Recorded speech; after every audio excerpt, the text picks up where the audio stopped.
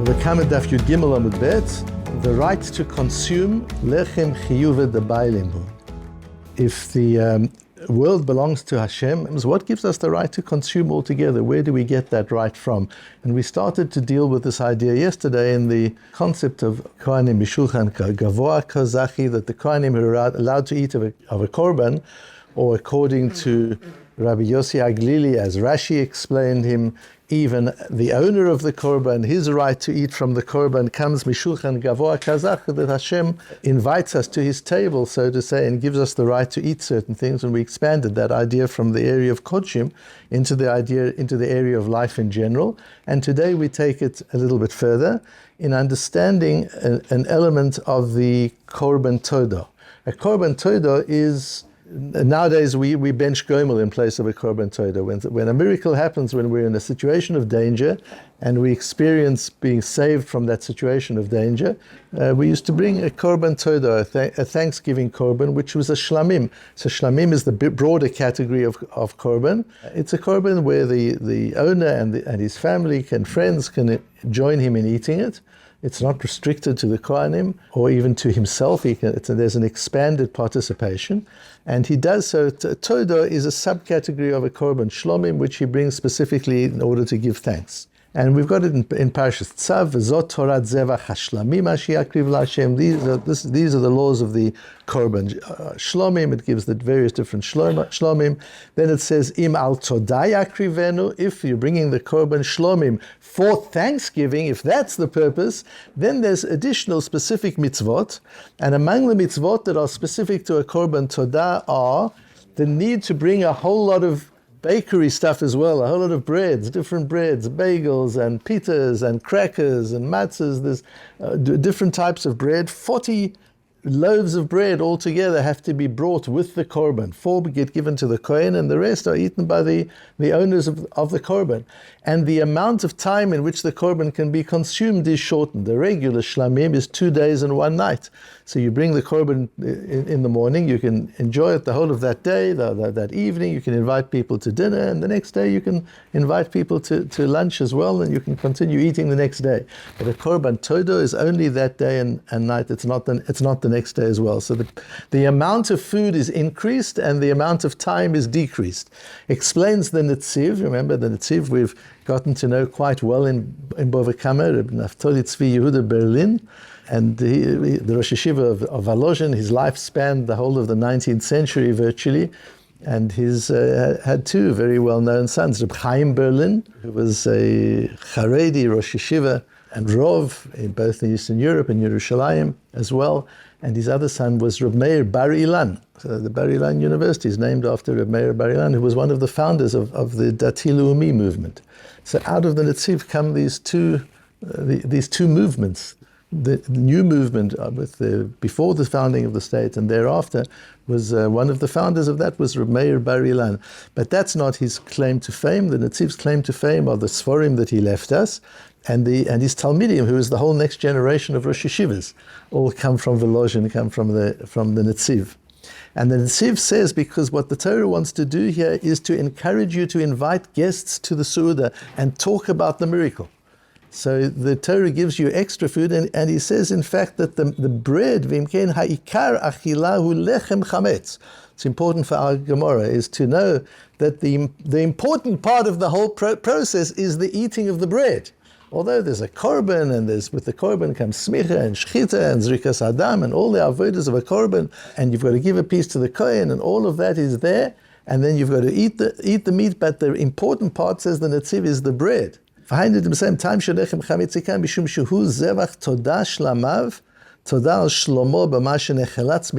is a celebration of him being saved from difficulty, and we want to invite people to come together so that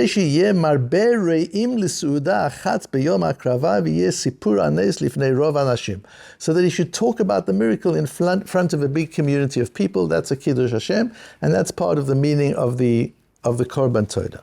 So now let's get to our Gemara. Omar Rava, Todah shehizika.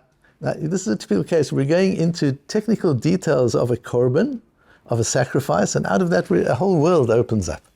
What is the case we're talking about? A an ox that has been set aside for a korban todah. A man has an experience where he's saved from danger. He says, I want to bring a korban todah. He goes into his flock and he takes the most beautiful ox and he says, this ox is going to be a korban todah. The ox is now dedicated for a korban todah. The ox then misbehaves himself and the ox goes and gores. Causes nezek. He's never done it before. He does it the first time. The din is that the nizak, he who is suffered the damage, can claim, if the mazik hasn't got the money to pay him, he can claim the ox that gored. In other words, he's entitled to chatzi nezek because the ox hasn't done it before. So if the ox caused $1,000 of damage, the nizak, he who has been damaged, is entitled to $500 of compensation. That $500 he can claim from the ox, meaning that if the ox is only worth $300, then he only gets $300. He can't claim more than the value of the ox that caused the damage, so he's limited by the amount is chatzi nezek, half the amount of the total damage, and that is not more than the value of the ox that caused the damage. That's the din of migufo. So now, the ox that is set aside to be a korban todah damages my neighbor's ox. So now who owns my ox? The neighbor now has rights in the ox. He's entitled to claim money from the ox, so he has a right in the ox. But I want to bring the ox as a korban todah. What happens now? So gove mibsara ve'ena gove milachma. He's allowed to claim from the meat. In other words, I've got to take the ox and bring it to the Beis HaMikdash and I shecht it, I slaughter it, and it's a korban todah. But who eats the meat? Now the neighbor comes along and he says, but the meat is mine. This is for me and my family. I'm entitled to $500 worth of the meat. He gets the meat, but not any of the bread. In other words, if the meat is not worth the full value, again, the damage was $1,000. He's entitled to $500. The ox is worth $300. So he says, I want all the meat, and I'm going to take your 40 loaves of bread as well. Says the Gemara, says Rav, eino gove milachma. He can't take the bread stays with the owner. Just the Gemara Pshita says, isn't that obvious? Why would he be able to take the bread? The bread didn't do the damage. Sefer Tzrichile, says the Gemara, if you continue, that's what's important. Nizak ochel basar umitkaper mevi lechem. The nizak eats the bread, and the mitkaper, an important word, he who is atoned by the sacrifice, brings the bread, the lechem. Hanami Pshita, that's also good. Answers the Gemara, I might think, since you can't eat the meat if you haven't brought the bread is part of the korban of the meat. And if the nizak gets the meat, he gets the bread as well. Because maybe the mazik can say, you bring your own lechem. Why are you taking my lechem? Kamashmalam de lechem חיובא דבעלים. Who we see from here, the bread is the obligation of the man, of the bailim, the owner, the first owner, not of the nizak. And Tosfos says we're talking here about according to Rabbi Yossi Aglili. This whole piece of Rava is going according to Rabbi Yossi Aglili. What did Rabbi Yossi Aglili teach us yesterday? He holds that in the case of Kodshim Kalim, in the case of Korbanot like a Todah, it's Mamon Bailim, it belongs to the owner. So the ox, even though it's been set aside as a Korban Todah, is still an asset that belongs to the owner. The ox now causes damage. The person who has been damaged, the neighbor, gets rights in this ox which belongs to me. Now, what we see here is a bifurcation of the mitkaper and the owner, in a sense. So what happens? The rights to eat the meat, which is an economic right, it's a material right in the ox, that can belong to Reuven, my neighbor. But the mitkaper is still me, the person whose korban todah it is. So now there are two pieces. What this Gemara does for us is it bifurcates the eating of the korban and the avodah, the other services of the korban. So the korban has to go through the services, and I, as the owner of the korban, have to go through the services. The slaughtering of it, the throwing of the blood, which the kohen does for me, the putting the emurim, certain parts of the inside of the animal, onto the mizbeach, and it gets burnt on the mizbeach. All of these are part of the service of the sacrifice, which yield kapara, they yield atonement. I'm also entitled to eat the korban. The eating of the korban, although the korban has to be eaten, that's not part of the avodah. That could belong to somebody else. So here we've got a case where the neighbor whose ox is damaged by my ox, he gets to eat it. But I do the avodah and the kapora is mine, I bring the lechem, because I bring the bread, because that's all part of my obligation as the initiator of the korban. The K'tzos HaChoshen, there's a very important K'tzos HaChoshen on this, and the K'tzos HaChoshen, it says from here you see that you can't sell the rights to kapara. You can sell the rights to eat, you can sell the material rights in a korban, but not the spiritual outcome of the korban. I can't say, I want to give you, or I want to sell to you this korban, and you can eat the korban, you have all the benefits of the korban. I can sell you the rights to eat the korban, but I can't sell you the benefits of the korban. Because if I could, then what happens in our Gemara? My ox has damaged your ox. At that moment, you become the owner of my ox. And I have to bring the bread. Why do I have to bring the bread? You should have to bring the bread if it's your korban, it's your kapara. No, I still bring the bread because it's my kapara. Why doesn't the atonement also transfer to the nizak, to the person damaged? Says the K'tzos HaChoshen, you can't transfer the spiritual outcome. You can only transfer the right to eat. The right, not the benefit, is what you can transfer, is how the K'tzos HaChoshen learns this. Rabbi Yossi Aglili says the K'tzos HaChoshen. This, that Rabbi Yossi Aglili says, the Kodshim Kalim, this type of sacrifice belongs to the owner. That's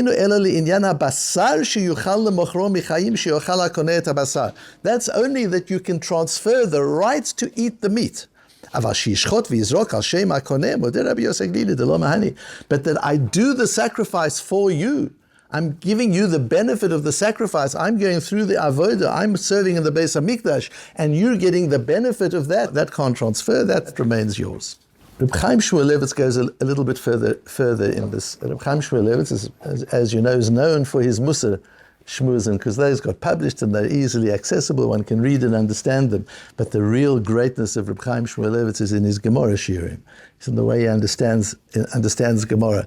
And one of the things I learned from Reb Chaim Shmulevitz was to get to first principles. When you're looking at a difficult thing, get to first principles and work at the level of first principles. And he's a genius in that area.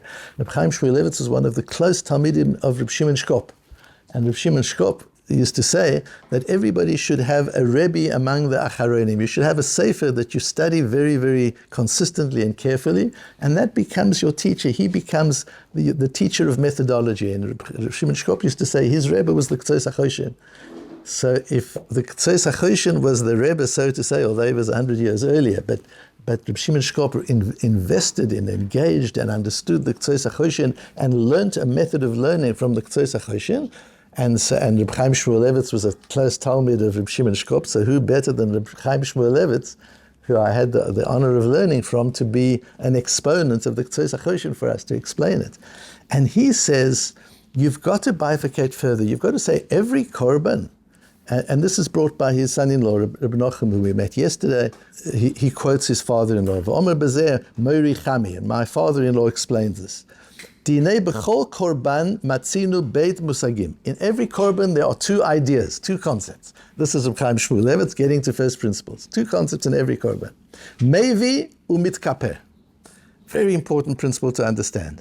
There is the one who brings the sacrifice and the one who gets atoned from the sacrifice. There's the person who makes the sacrifice, it's my ox, I bring it. And there's the person who gets atoned for it. Now, normally it's the same person. I bring the ox, I do the avodah, I get the atonement. But you can separate it. I can bring the ox for your atonement. I can bring a korban, say, this is a korban, it's for your atonement. I want you to get the atonement of it. But in our situation where the ox is owned now by the person damaged, but the one who gets the benefit of kapara is the one who brings the bread, which is the initiator, the original owner of the ox. And he says, "V'yesh listapek ma'u din ha'achila b'mafrish korban al manat she'yitkaper chaviro." So Reb Nochem discusses and says, I've been interested in the question of what happens if I bring a korban for somebody else's kapara. The same as you can give tzedakah in the name of somebody else. You bring a korban so that somebody else should get the atonement. Ha'im hazkut achila sheyechet lahamevi or l'mitkaber? Who eats the korban? The mevi or the mitkaper? And he says, his father, Reb Chaim Shmulevitz, held that the eating of the meat, the material ownership of the sacrifice, vests in the one who brings it. The benefits are the one for whom the avodah is done. But the one who eats the korban is the one who brings the korban. And he explains, so he asks, what he deals with here is, how does the nizak even get the right to eat? What did we learn yesterday? Where do the rights to eat come from? Hashem b'shulchan gavoah. So a miracle happened to me. I say, Hashem, thank you, I want to bring a korban. I set aside my ox. I'm bringing the korban. The korban is brought, and I'm allowed to eat the korban. Why? Mishulchan gavoah kazachi. Hashem invites me to his table.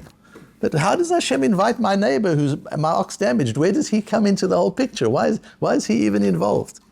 Explains Reb Chaim Shmulevitz, because once he gets to own the ox, because the ox damaged his ox, so he gets the material rights in the ox, he is now the Mevi. And one understands that because who's actually making the sacrifice in the literal sense of the word? Who's actually paying for it? The Mevi is the one who pays the sacrifice. So now you've got two things. There is a ritual attached to the sacrifice, and there's sacrifice attached to the sacrifice, meaning it comes out of my pocket. So those are two different things. And it's the same in all areas of life and of avodas Hashem. There are the things you have to do. You go, you daven, you just say brachas. There are rituals we have to do, and they have a benefit to our neshamot. We get close to Hashem through those rituals. But there's also the area of making the sacrifice, of understanding that what I have is not mine; it belongs to Hashem. The Mevi is the one who gets to eat. So if we take yesterday's shir and today's shir and we combine the ideas, we come out with an amazing concept. The right to consume the sacrifice is given to the one who makes the sacrifice, not the one for whom the sacrifice is made. The rights to consume the sacrifice, in other words, the invitation to sit at Hashem's table, is issued to the person who makes the sacrifice, not to the person for whom the sacrifice is made. And the making of the sacrifice, that means I understand. When I'm making a sacrifice, it means I understand it isn't mine to start with, as we said yesterday. This belongs to Hashem in the first place. And that understanding, that surrendering of our assets to the ownership of Hashem is what the act of sacrifice is, that nothing is mine, it all belongs to Hashem. And I want to apply it to the difficult times that we're in, where so many massive sacrifices have been made by our nation already, and unfortunately will probably continue to be made in the next little while. Unbelievable sacrifices, korbanot. The Jewish people will be atoned through these sacrifices. The korbanot that the nation is making will atone for the chataim, all those sins of lashon hara and machlekes and pirud, all those things we were doing, and hatred, sinat chinam, that was going on before. These korbanot, these sacrifices will atone. But who gets invited to sit at Hashem's table? Not us for whom the sacrifices are made. The people who actually sacrifice. They're in a different category. The people who've actually given their lives and their families, who gave their sons or fathers or brothers and sisters, the people who gave of their family and the people who gave of their own lives, they are the Mevi'im. In every korban, we've got to look, we're living in a time of korban. It's as if the Beis HaMikdash is there, but instead of bringing cattle to the Beis HaMikdash, Nebuch, we're bringing our own people to the Beis HaMikdash. And we're sacrificing our own people to Hashem. Surrendering the cream of our nation, we're giving over to Hashem. And yes, there will be kapara. The kapara goes to he for whom the sacrifice is brought. That's the people of Israel. But the mishulchan gavoah kazachu, who gets the right to sit at Hashem's table? The right to sit at Hashem's table goes to those who make the sacrifices, to those who pay the price, to those who've given their lives, and to their families.